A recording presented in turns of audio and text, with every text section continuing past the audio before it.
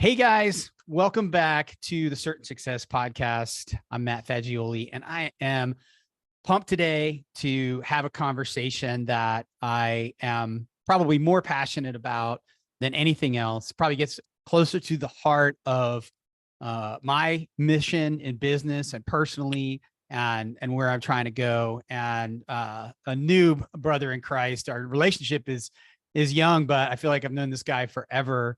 And I asked him before we started, I said, do you consider yourself a pastor? And he said, I have the heart of the pastor, but I'd never pass the interview. And I thought, that is me. That's my upcoming book is called Dirty Disciple. And he's another dirty disciple. I'm going to have to send him a sticker for his jacket. So anyway, guys, let's welcome businessman, evangelist in the business marketplace, Ray Hayes. How you doing, man? I am doing great. Thanks for having me on. Absolutely, man. I'm so excited for this conversation. We got on here. We're using Zoom today for this recording, and we got on the Zoom and we started talking, and you were just boom, you're just going at it. And what I pointed out just before we started recording was you and I are cut from the same cloth, and we're following the same person. We're following Jesus. Right. But there are two humans that we're following kind of along in their story and the way they tell the story of discipleship. And one of those guys is John Mark Comer. And the other one's Jamie Winship, who you're very connected to, obviously. And I actually worked for them. Yes. But you started telling, me a story a minute ago, and I'm like, every single word that you spoke was either something I heard from John Mark or something I've heard from Jamie. And so anyway, pumped for this conversation, Ray, but tell me why, give us more story. What do you do for a living and all that stuff, but tell me why you wouldn't pass the interview to be a pastor. Okay. Well, I have been in the insurance industry for 28 years in sales, 8 years of that as an insurance broker, and then had the opportunity to be hired with a large carrier. And so I just jumped over the side of the table. I went from broker to company rep, and now I call on brokers. And that's my distribution system, is calling on brokers in the insurance field who call on businesses, and they'll bring me in those businesses if they need a company rep, to be with them. But I primarily call on insurance brokers, and we've done that for 20 years. And the way you approach it, I love. And the story you told me, I think at one point you told me a story that said something along the lines of, man, if they really knew what I was doing all day, I'd get fired. So talk about that. I don't know that I can, or I might get fired. What kind of a viewing do you have? No, I don't think your boss is going to hear this one, but if he does, I'll send you a note. Okay. Or you'll have to give me a job. How about that? So, I've already threatened to do that. So. All right. Back to the question about that. I think the reason I say that, and that's not to say I'm laying around here not working. Of course. But it's a different mindset, and it came about once I discovered that, and this is from Jamie Winship's teaching, that there's two worldviews, and that the Bible is a narrative of two worldviews or two kingdoms. One would be called empire. I call it the way of the world, and the other one would be called shalom, or the kingdom of God, the kingdom of peace. And if you boil it down, there's only two worldviews. I mean, I could say I have a biblical worldview, and you could say you have a biblical worldview. And how many thousand denominations do we have, even in America, that have quote unquote a worldview, but certainly not the same view? So I believe it's bringing that worldview first, and we could do a whole podcast on those two kingdoms. But to boil it down, the empire worldview boiled down is there's not enough. It's a scarcity mentality. And the kingdom worldview is there is enough. It's a more than enough. Some people call it abundance. I don't like abundance. When I think Christianity and abundance, I think of $4,000 suits and jets and televangelist type stuff. I call it enough or more than enough.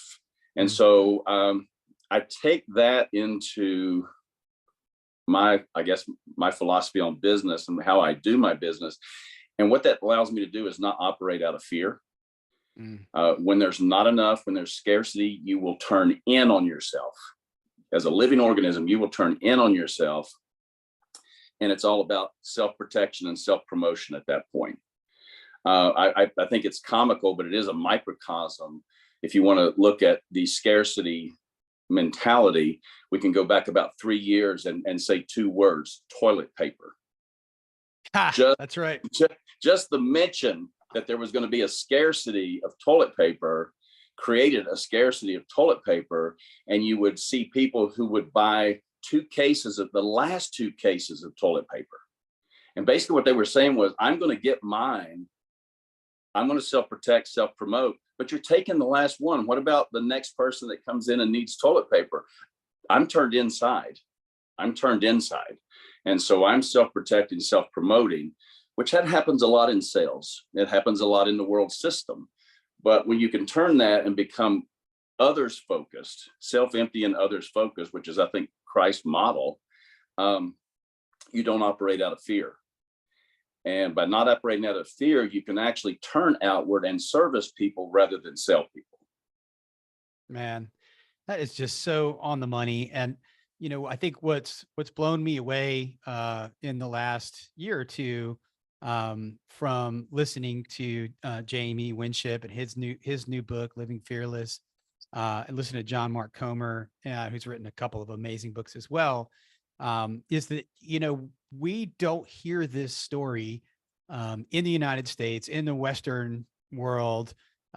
It's a little bit of a foreign language that you and I are speaking here, yet it's as close to the truth of the actual gospel, the actual Sermon on the Mount. And it's just not what's kicked around. So it's like, it sounds like this radical, what are they talking about? I'm like, wait a minute, that's the gospel. Yeah, it is. And it is radical. And yeah, it's not the way of the world. And I tell people all the time, if you want to see the way of the world, watch 2 hours of TV, and every 15 minutes, you are going to get a not enough message. You're not enough. You need to lose weight. You need to have this truck. I have a truck, but I don't have the one that has that 16 configuration tailgate now. So it tells me that I don't have, what I have is not enough. Well, now hang on, hold on. Now you've gone too far. I actually think I need that tailgate. So well, I'm in a conversation with God right now. My truck is 10 years old, and I've told you, and we talked about it in, I think, one of the sermons that you listened to. The Lord is my shepherd; I lack nothing, which means if I need it, I will have it. If He's my shepherd, and I'm trying to convince Him right now that I need a new truck. So we'll see how that works. But I'm talking to Him about it first. Let me pull you back to, Sure. You talked about the empire mindset versus a kingdom mindset. And then you talked a little bit about, what a lot of people call prosperity gospel. And so, I think what happens is the gospel humans quickly pull the gospel back to some kind of empire, which is where I would put, prosperity gospel or whatever. And then you said that, Jesus promised we'd have everything that we need. Well, we don't need a $4,000 suit, and we really don't need that tailgate, even though sure would like to have it, all that stuff. But how do you walk in the business world? And I know that you are one of the best examples I've met in recent years of this, but how do you walk in the business world and separate the two? Like, I need to go out to make this sale, to feed my family, to satisfy my boss, to, win in the world. Right. But maintaining that kingdom mindset. Talk about that. Well, first off, I think if you have the mindset going in, and I do have the responsibility to feed my family, and the Lord is my shepherd, I will feed my family. But let's say I'm competing with you, Matt. We're two competitors, and we're dating this broker, trying to get one of our life insurance programs in. And let's say you get it, you win. Then if I'm operating out of fear, self-protect, self-promote, I may call that broker and say, don't you understand? I'm the best, and my product's the best. And basically I've told him, you've made a mistake. I've told the broker, you've you've not done the right thing here. Well, that's not going to help our relationship. But I also know that in God's economy, Matt has a family to feed, and maybe he had more of a need at this time than I did. And so I don't count it as a loss. I count it as I learned something from it. Did I lose for a reason? Did I not, is my product not as, good as Matt's or whatever? But I don't fear the loss. I really just think, okay, Matt needed it this time. And so it allows me to service people and not, I'll give you an example. I call on brokers. And so they'll take my product and maybe two others to the client and present it. I never call the broker and ask if it's sold, because I feel like once, and that'd be out of fear, right? Oh gosh, I got to know if it's sold. I got to tell my wife the check's going to be good this week or not good this week or whatever. Once I do that, my mentor in the business, who I took his job when he retired, he said, you never have to ask a broker if they've sold anything. It'd be like, you don't have to ask your kid if they got an A on the math test. They will tell you. So I wait for them to tell me, good or bad, but I don't call them, because once I call them, I'm not their partner anymore. I'm their sales manager. And a lot of these guys are entrepreneurs, Matt. I mean, that's the lane you run in, and people are entrepreneurs for a couple of reasons, but one is they don't want to answer to anybody else. They want to be, the buck stops here. So now I become his sales manager, not his partner, because I'm going, did it sell? Did it sell? Well, what do we need to do to sell? And I'm operating out of fear again, where I can do the best I can. I can trust God with it. And then Matt will call me back and give me a thumbs up or a thumbs down. And that's just kind of the approach that I take when I'm in the business world. Man, that's right on money too. And, I think one of the big things as a salesman, and I'm a career salesman as well. One of the big things as a salesman is you have such control of your time and such control of every choice that you make in terms of, am I going to call that guy? Am I not going to call that guy? I'm going to go on this, and so I think that it creates an environment for evangelism, and it creates an environment to follow more fully or not than most other roles. Yeah, absolutely. And absolutely. so I think we get a responsibility, right? We have the opportunity to control our time. We have the opportunity to make, in most cases, the lead salesman in whatever business is one of the most highly compensated people that there is. Absolutely. Yep. And you probably don't have to, if you're a talented sales guy, you probably don't have to go make that next sales call to hit your, that next sales call. More than likely, if you're the top sales guy in the company, that next sales call is really just ego, and, taking more and, the lust for more kind of thing. Right. So, talk about that. I know you spend a lot of time veering off of, the road to, take care of others in your sales day. Yeah. Well, one of the things right now, I just got some good news this week. My department, me as a sales rep, and my department, my region, has hit all of our yearly goals as of now, as of April numbers. So, wow. basically, You mean for the calendar year? Yes, for the calendar year. Wow. And so you think, okay, but all right, we can just cruise, that kind of deal. We've kind of laughed about it. But part of my region is representatives who have their own goals to meet with my products.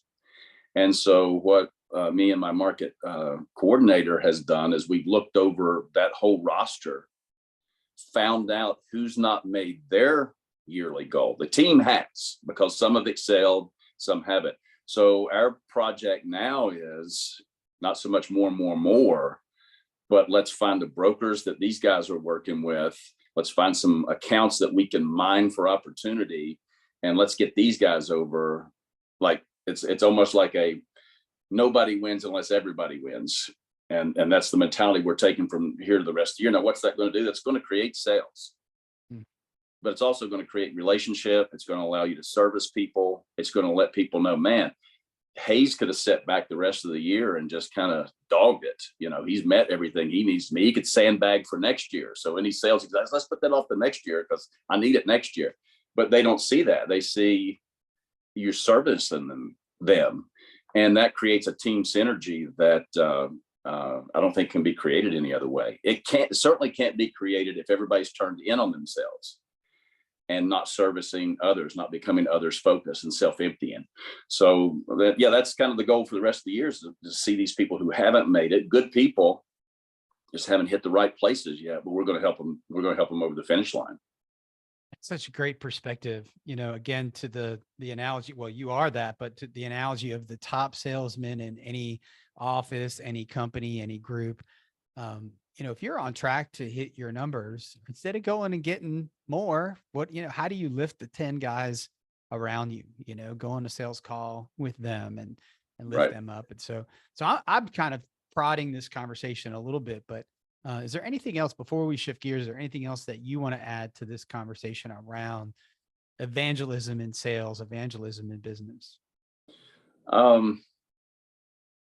that I think when you bring that mindset into, like you say, we're steeped in empire. We're steeped in self-protection and the world of self-promotion. I think that's where evangelism starts. Jamie tells a story when he was in Bible college that he had an evangelism class. And his homework every week was they had to show on paper that they had, quote unquote, evangelized 5 people. And he had one week where he was short and his grade was dependent on it. Okay. So he saw this parking lot attendant. He was checking out the parking lot and he wouldn't move until he checked off all of his boxes. He asked the question, gave him a flight, gave him a track and, quote unquote, evangelized the guy. And I think when people think of evangelism and they think about witnessing, they think about stopping a business lunch so you can say a prayer and make it look like, hey, this guy's got faith, keeping a Bible on your desk. I think that's starting in the middle. And I think that's also what I call initiating. And there's nothing wrong with initiating, don't get me wrong. But if you look at and you and I both, our model is Jesus. Jesus only initiated after he received, right? He goes, he's healing these people. He leaves people in line that haven't been healed and goes off into the wilderness to pray. The disciples find him and they say, hey, we've got some people to heal over here. He goes, no, we're going over here because for this reason was the reason I came out. So he receives from God and then initiates. And so anybody who's grown up in church that says, okay, I'm going to evangelize in business. We know enough of the jargon. We know enough of the Bible verses. We know how to initiate without God. We do. We know how to initiate without God. And God says obedience is more important than sacrifice. So what that meant was, as a Jew, I knew how to sacrifice. I could go down, pick out the lamb, do everything I was supposed to do because I knew the rules. I initiate. God says your heart's far from me if you're not doing it out of obedience. So I just think when we think evangelism in the marketplace, we start in the middle without going back to receiving from him. And when we receive from him and we can settle in this enough mindset, we are so counter to the culture we're in, evangelism happens. Yeah. You will get calls that say, Matt, man, how are you handling this? This hasn't been your year this year or whatever. How are you handling this? And you're able to evangelize out of that as opposed to what I think is initiate. So it's a receiving first, then an initiation. But you could do a podcast tomorrow. You know enough, you've got the talent to initiate, but I know you don't initiate unless you receive. I'm going to receive, then I'm going to initiate. So I guess that would be a last thought before we leave. Yeah. Well, that's a big rock there. And, you made the point, maybe we could even elaborate that if you're listening to this podcast and you're saying to yourself, well, how do I reach more people in my day-to-day job, reach them for Christ, or how do I be more on purpose for my godly mission. And what you said, I think, Ray, is, well, it starts with you on your knees. It starts with you. Jesus went off to hear from God, to be with God, and if your private time experience either isn't up to par or could be greater, right? So, well, I want more in the world. Well, get more on your knees, get more in the morning. Am I syncing with what you were saying? Absolutely. And yeah, my first 30 minutes in a perfect day, unless I've got an early meeting, I'm traveling, whatever, my first 30 minutes is coffee with Jesus. I mean, I literally wake up in the morning to a thought that Jesus is saying, hey, you haven't started the coffee yet. I'm ready to go, and I get up before anybody else, before the phone rings, and it's 30 minutes of silence. And sometimes, to be quite honest with you, don't look for, oh my gosh, this has been incredible. Sometimes it is 30 minutes of freaking silence. And it used to bother me a little bit, like, God, I'm here. I mean, I'm setting this time aside from you. I want to receive. Well, wait a minute. Am I wanting to receive, or I'm wanting to give worship? And so, or is this a two-way street? And then I read something, probably in Comer's stuff, because he studies the Desert Fathers. But the Desert Fathers had a saying that my words tomorrow will come from my silence today. So I sit 30 minutes, and I really don't, quote unquote, feel anything from the Lord, but I have made this space for him. And then I go on and read and study and pray. I mean, there's more to it than this 30, but the first 30 minutes is just silence before him. And so maybe I sit 30 minutes and don't, quote unquote, get anything. But then I'm in a restaurant pumping gas or something, and a conversation comes, and I say something that I didn't even think of myself. I just know it came from him, and it was at the right place at the right time. Or I make a phone call that I'll give you a quick example. I told you I don't call brokers to say, did something sell? That's a hard, fast rule. One day I asked God in my quiet time, what do you want me to know about my business? And he told me to call a guy who I knew had presented the day before. He told me to break my rule, is what I sensed. And that's what I first said. God, I'm breaking my rule. I don't do that. He said, you need to today. And so I called the guy, and it was a new concept. So I didn't say, did it sell? I just said, hey, I'm just calling to check. I know you presented this. How do they feel about the concept? Because it is something new. I'd like to know, get some feedback. And he goes, well, they liked it except for, I'll just say X, Y, Z. And I went, what? And he goes, well, they liked it except for, X, Y, Z. And I go, wait a minute, look at the proposal. That's wrong. It's, they misunderstood. You misunderstood. They misunderstood the communication. Look at the proposal. He goes, oh my gosh, I've got to hang up and call these people back. Nice. So from receiving from God, he told me, break your rule today. Wow. And I broke the rule, and there was a miscommunication out there that got fixed because I listened to him, broke the rule, received, then initiated. And I think what you were saying is that it's in the silence that you heard that. And I think if I'm following you, that we're delving into something that's near and dear to my heart. And I think a lot of people struggle with is that, they're expecting this sort of megaphone voice, and it isn't that. It's just this like gentle nudge of there aren't words. Right. Right. And then Absolutely. After the fact, you were like, oh, that was God. Yeah, absolutely. No doubt. No doubt. I had a conversation and I think it'll be published in podcast before this one about prayer with my good friend Chris Morgan, and we were talking about this. We were talking about public prayer in groups and what that's like, and then versus quiet time, morning time, and I said, man, there's just not a lot of words when I'm with God, and there's some words, but there's not a lot of words, and I think it takes you a little while to get to that place in following. Don't you think? Oh yeah. Mother Teresa was being interviewed one time, and they said, what do you say when you pray? And she goes, I don't say, I listen. And they go, well, then what do you hear when you pray? And she goes, I don't hear, I speak. And it was just, and those that don't know, but those of us who know. Right. That resonates if you've been there. If you've been there, right? Yeah. Yes. Well, let's shift gears a little bit. Sure. I want to talk to you about your work with Identity Exchange, Yeah. and Jamie Winship, and that his work and that well, his book in particular, and has had such a huge impact on me. And I know that you have the honor of working in that organization. So can you just talk a little bit about? And I know it's not going to veer too far from where we've already been, but Right. talk a little bit about Identity Exchange, the mission, the message, and all of that.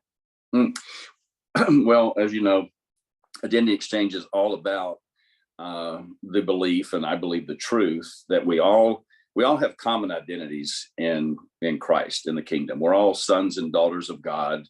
We're all priests and priestesses. We have these blanket identities, but we also believe, I believe it to be the truth, that we have specific identities that God assigns us. He lets us know who we are in the kingdom.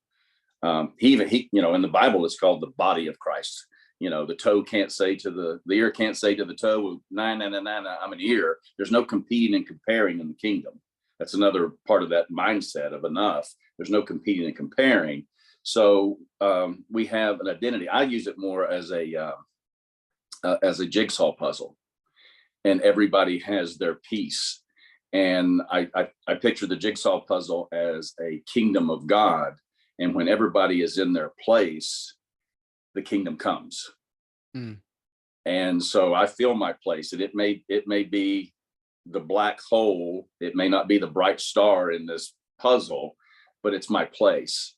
And we're at peace there. We can live at peace there. We don't have to self-protect and self-promote when we're living in our true identity.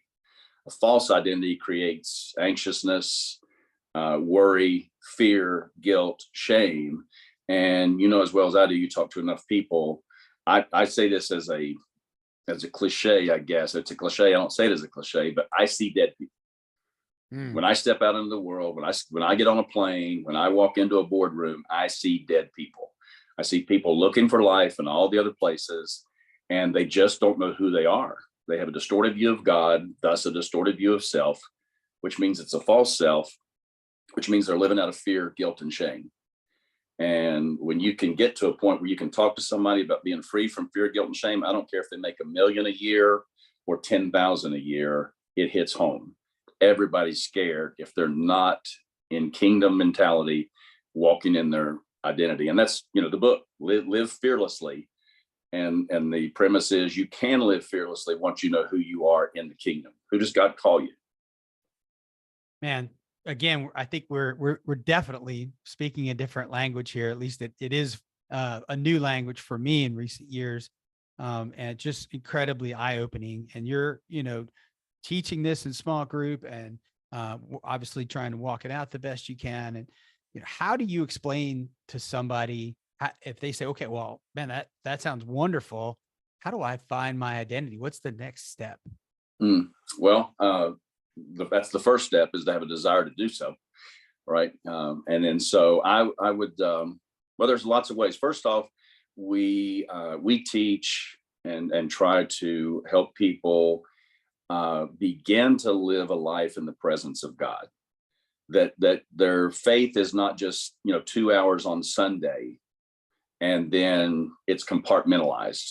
Like there are Christians who it's a foreign thought to them to bring Christ into their business.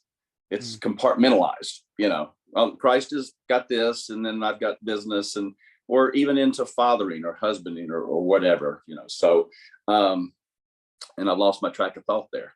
I'm sorry. Well, I'll pick up on I'll pick up on that. I'll help you out because I read a book recently, and every time I say read a book, I mean listen to a book almost always.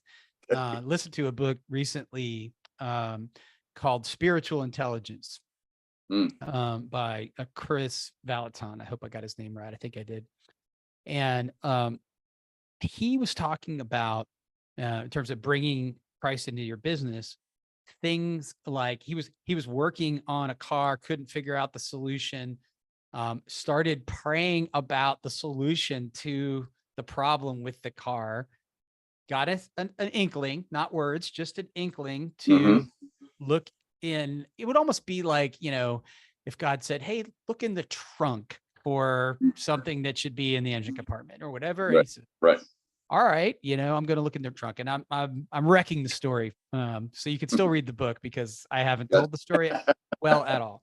But the point is that whatever that inkling was, he followed the inkling. It was a needle in a haystack, that the needle wasn't even in the haystack, Mm, yada, yada, solve the problem, done. But mm, just this sense of taking every little practical problem, like what was wrong with that car, and asking him, yep. like, just ask him, Yep. and now that, I've sort of started to develop that muscle, it drives me nuts when I realize that I forgot. I'm like, why haven't I asked him for the solution to this problem? Right. Right. Absolutely. And, a lot of the block, and that's one of the things we work at and identity exchange as a coach, is really, I think everybody's conflict boils down to a distorted view of God for whatever reason. So if I have a distorted view of God doesn't care whether I fix this car or not, or I get this sale or not, or I, get to meet with this person or not, then I don't ask him, because he's this guy who doesn't care. He's passive. Yeah, he saved my soul. I'm going to be in heaven with him someday. Yay. But he's not day to day, and that's what we teach as what we call a manual living, God with us. That it's a relationship. It's not a religion. It's a relationship that we take into fathering and into husbanding and into business and into a flat tire. I hate filling out expense reports. That's probably the thing I hate about my job the most, is filling out expense reports. And I've recently just asked him, Lord, I hate this. Can you help me? And it's been a whole different deal, just even doing something menial like that, but living like that, learning to hear. So then you learn to hear the voice of God. Then you start asking questions. Who do you call me? And there's some blocks. I mean, we can get into that. I mean, unforgiveness in somebody's life is a block to hearing God. Some more distortion.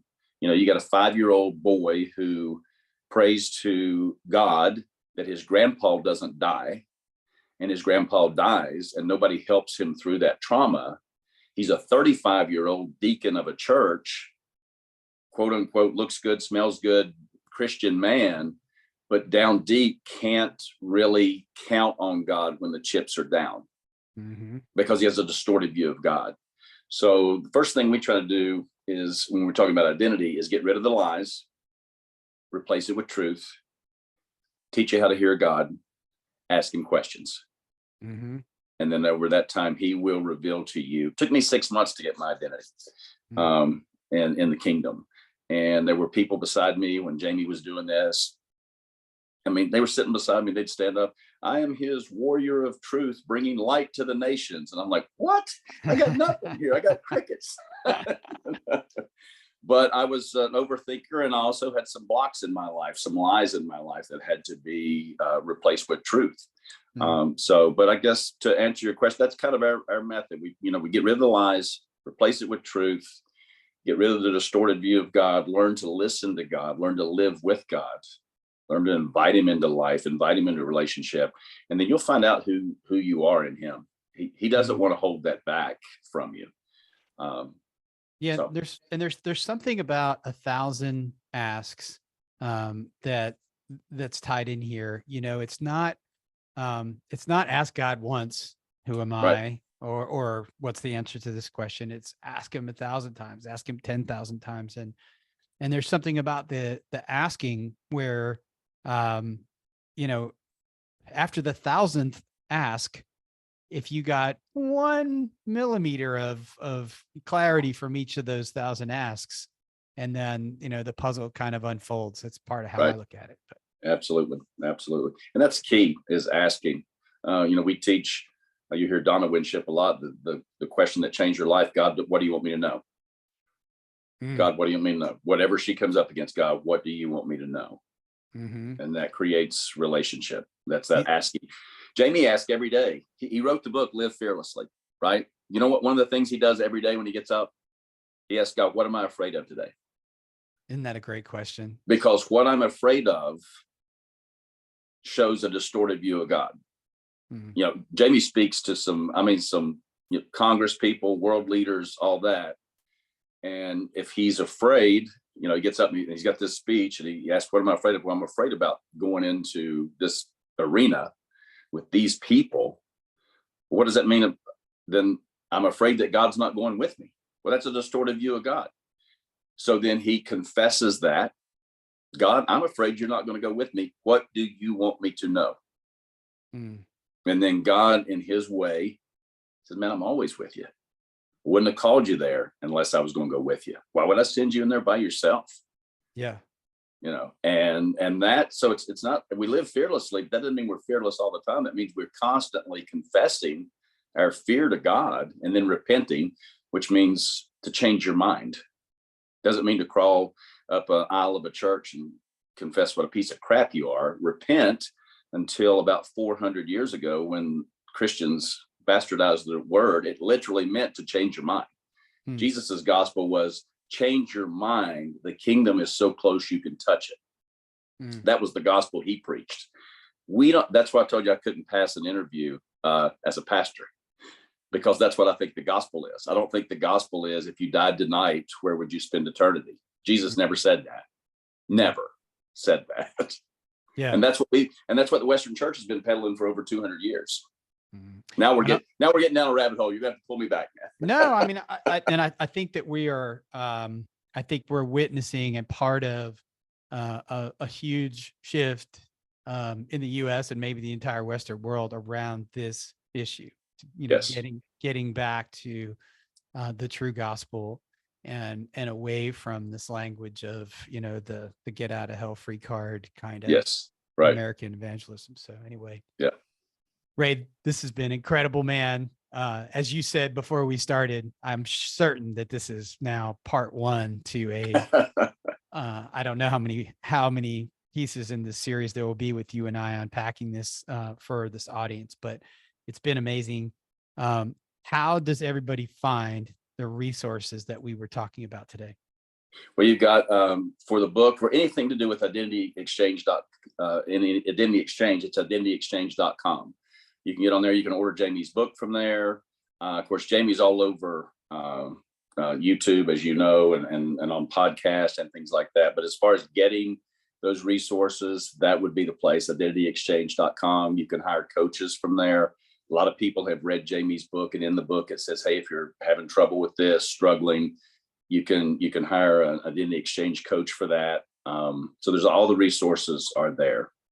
And you're one of the identity exchange coaches, but there are a bunch of them, right? There are a bunch of them. Yes, there are a bunch of them. Yes, I'm just one, and sometimes I'll even refer somebody to another coach because I think there's a better match. A lot of times that doesn't happen because I think God matches us up, and it seems to work out. But I've actually referred some to others. If somebody's really close to me, if my son came to me and wanted me to coach him, I would refer him to one of the coaches. Absolutely. So that he could speak freely, because I may be his problem. Hey, Ray, thank you so much for taking the time. And guys, thanks for listening in today to the Certain Success. Thanks so much for listening in today to the Certain Success podcast. And we'll see you guys again soon. Thanks, Ray. Thanks.